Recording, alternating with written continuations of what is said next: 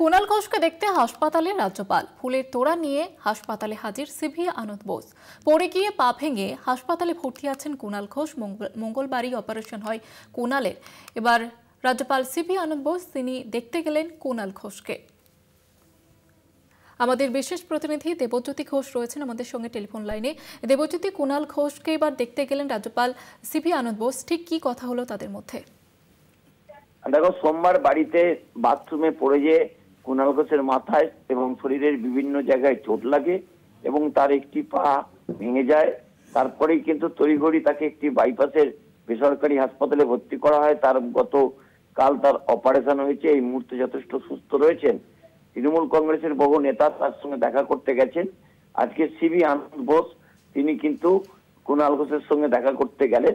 কুণাল ঘোষের সঙ্গে তার সখ্যতা আছে, কারণ এর আগেও কুণাল ঘোষের পুজো উদ্বোধন করতে গেছিলেন সিভি আনন্দ বোস, পশ্চিমবঙ্গের রাজ্যপাল।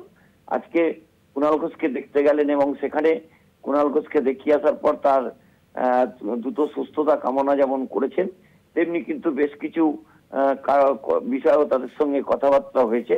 যে কুণাল ঘোষ রাজনৈতিকভাবে ভারতীয় জনতা পার্টিকে যেমন আক্রমণ করেন এবং রাজ্যপালের বেশ কিছু পদক্ষেপ নিয়েও তাকে তীব্র ভাষায় আক্রমণ করেন, কিন্তু আজকে যে বিষয়টি দেখা গেল বাইপাসের এই হাসপাতালে, তা কিন্তু একটা সিভি আনন্দ বোস কুণাল ঘোষকে দেখতে গেছেন এবং তার দ্রুত আরোগ্য কামনা করেছেন এবং তাদের দুজনের মধ্যে আরো বেশ কিছু বিষয়ে কথা হয়েছে। কোনো পক্ষ থেকেই কি বিষয়ে কথা হয়েছে তা নিয়ে কোনো মন্তব্য কোনো পক্ষ থেকেই করা হয়নি। তবে অত্যন্ত একটি নজিরবিহীন ঘটনা করলো। রাজ্যপালকে বিভিন্ন ভাষায় আক্রমণ করেন। কুণাল ঘোষ তীব্র ভাষায় রাজ্যপালের বেশ কিছু কাজকর্ম নিয়েও আক্রমণ করেন। সেখানে কুণাল ঘোষকে দেখতে যাওয়া অত্যন্ত গুরুত্বপূর্ণ। জয়িতা, ধন্যবাদ জানাবো দেবজ্যোতি।